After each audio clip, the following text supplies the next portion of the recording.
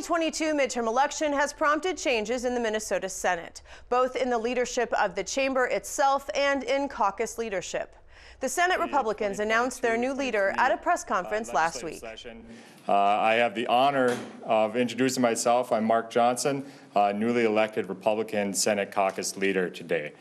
I am flanked by some of my colleagues who are also been elected to Senate leadership in that capacity. So we have Senator Bill Weber, Senator Karin Housley, Senator Justin Eichhorn, and Senator Coleman. We have really spent a lot of time here today going through what we believe is going to be a great session, organizing our caucus to prepare for a new role in the Minnesota State Senate. So we have a number of things that we want to discuss going forward, but a lot of our priorities are what we went out and we door knocked and we were talking to people. That's about getting the surplus back to Minnesotans. Minnesotans pay those taxes. Let's get that money back to Minnesotans. It's also about public safety. How do we make people feel safer? Mom's going to the store, dad's going to work. How do we make them feel safer? We also want parent and student success. That's a priority for us, and we are dedicated to ensuring that we do our part in making sure that the bills coming through the Senate reflect those priorities. Joining me is the newly elected leader of the Senate Republican Caucus, Mark Johnson. Welcome. Well, thank you for having me. Appreciate it.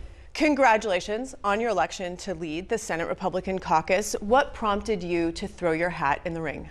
Well, thank you, and first of all, thank you for letting me be on today again too. It's always an honor to be here. And so what prompted me to do that was there was Senator Miller had really wanted to step back from leadership. Once there was a change in who the majority was going to be taking over control in the Senate, so I just wanted to take a step back, spend a little bit more time with family and do some things within the district. So you know, it's something that I've had an interest in for a while, but I wasn't going to be pushing or trying to get to that position. It opened up, and all caucuses there's an opportunity to run for those positions. So I threw my name into the hat because I think we've learned a few things through this last election.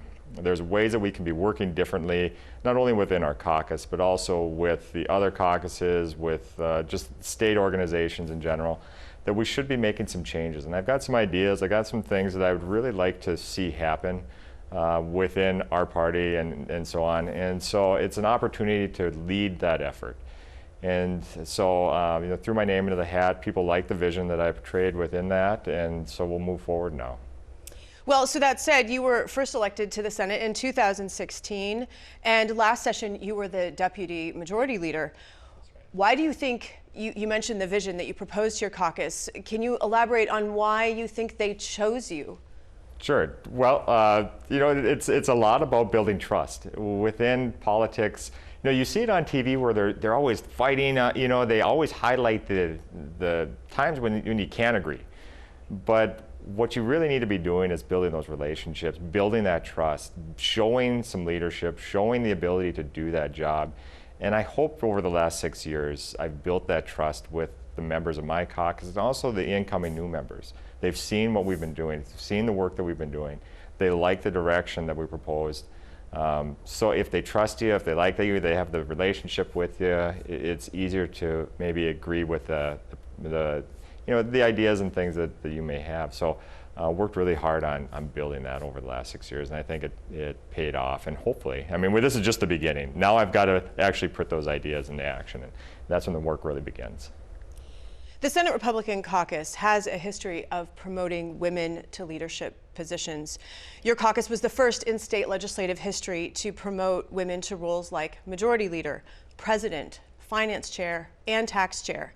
Due to retirements and the results of this election, your caucus now has only 3 women, 2 of which will be on your leadership team. What message are you sending to Minnesotans? Well, I hope what Minnesotans are seeing is that the Minnesota Senate Republicans aren't looking for men or women or you know, just that dynamic. What we're looking for is people who can step up and take those roles. The women that we've had in our caucus have been tremendous. You know, you think of Karin Housley and Julia Coleman and the work that they've done over this election cycle. We're losing Julie Rosen, who's been just just a phenomenal senator. You know, think of the things such as the Viking Stadium. You know, there's also been the opioid things that she's been working on. I mean, just a legend within. They have shown over and over and over the capability and the perspective that they bring. It's what we need in the Senate, and we want to make sure, you know, and our members recognize that. That's why we elect them over and over again to leadership positions, because, you know, this is a 50-50 partnership. We got to figure out how to move forward, and they've been so critical in each one of those steps. How would you describe your leadership style? Are you a collaborator? Are you a deal maker? How do you plan to lead your caucus? What's your vision for your particular leadership style? Sure. And so what I really like about the legislature that I didn't realize that I would like is the idea of, you know, where an executive branch position is, you are kind of commanding, here's what's going to happen, here's how it's going to work. But legislature is all about committees, right? It's, you know, we have a caucus, we've got our different committees that we have. Everything's kind of formed around consensus. And so I love that aspect of it. I love taking an idea and saying, here's what we're going to do. Let's brainstorm this for a little bit. And making a decision from the group where we have buy-in, we have compromise, we have change to the ideas. That's what I really like to do. I envision that being more of the leadership style, but being at the first couple of days of this, we'll find out what it looks like. Okay. The DFL has only a 1-vote majority, and when you joined the Senate, the same was true in reverse. Your caucus, the Republican caucus, had just a 1-vote majority. With that knowledge, how will you approach this session? So this is going to be interesting, the dynamics, because now we'll be able to sit on the other side and look and kind of know what's going on over there as far as trying to get consensus over, especially some of the more risky ideas that they might have or controversial ideas. The thing that we had that I was very proud of, our Senate leader at the time, Paul Gazelka, was very much able to pull people together. Same with Senator Miller when he was majority leader as well. And you know, we had people from all over the states, different ideas, but we really had just a consensus, a real mission within the caucus that I felt was very, very much like family, and we tried to reach a decision as a group, and we had to at 34.